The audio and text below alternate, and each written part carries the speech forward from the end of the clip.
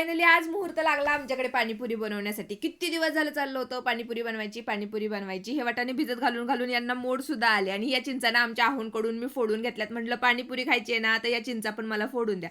आता या सगळ्या गोष्टी मी इकडे उकडायला लावून दिल्यात. म्हटलं तिखट पाणी पण बनवून घेऊया आणि त्यासाठी आपल्याला पुदिना वगैरे लागणार आहे. तर तेच सगळं फ्रीजमधून बाजूला काढलं. पुदिना, कोथिंबीर, हिरवी मिरची, थोडंसं आलं या सगळ्या गोष्टी घालून मी तिखट पाणी बनवते. पण आज ना आमच्याकडे असं वादळ सुटलं होतं आणि गरजत पण होतं. पण मोबाईलमध्ये बघितल्यानंतर माझ्या लक्षात आलं की मी टिकली तर लावलीच नाहीये. त्यामुळे ती लावायला गेले आणि माझ्या ड्रेसिंग टेबलची ना हालत इतकी खराब झाली आहे. त्यामुळे मला काही ऑर्गनायझर्स हवे होते. एक तर मी हे ऑर्डर केले. मागवलं होतं व्हाईट कलरचं, आले पिंक कलरचं. पण याचे छोटे छोटेसे जे ड्रॉवर आहेत ना ते मला खूप जास्त आवडले होते.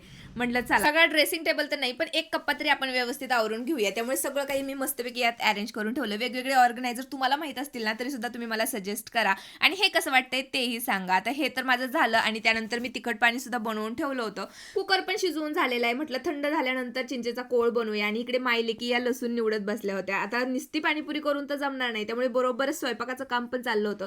चिंचेचा कोळ तयार झाला होता, त्यामध्ये गूळ आणि साखर मी घातली होती आणि याच पाण्यामध्ये ते पण मिक्स केला. तर एवढा मोठा ग्लास घेतलाय. म्हटलं एक एक ग्लास भरून पाणी द्यायचं. मग किती पाणीपुरी कोणाला खायची तेवढी खाऊन घ्या. एक प्लेट मी इथे तयार करून बघत होते आणि म्हटलं एक पुरी तरी आपण टेस्ट करून बघायला पाहिजे, कसं झालंय कसं नाही, काय कमी काय जास्त. आणि खरंच पाणीपुरी तर मस्त झाली होती. इथं प्लेटमध्ये तयार करून आप्पांना आत्यांना खायला दिली आणि नंतर वैशालताईंना म्हटलं धरा आपण हे सगळं आतमध्ये घेऊन जाऊया. मध्ये सगळ्या गोष्टी मांडायच्या, कडेने राऊंड करून बसायचं. मग स्वतःची स्वतः पुरी बनवायची आणि खायची. कोणाला कमी पण पडायला नको आणि कोणाला जास्त पण व्हायला नको. आता आमची ही आरूबाई खरंच तिला आवडली का बळबळ छान म्हणते हे काही समजलं नाही, पण पाणीपुरी खरंच खूप छान झाली होती. चला भेटू नेक्स्ट व्लॉग मध्ये. तोपर्यंत बाय.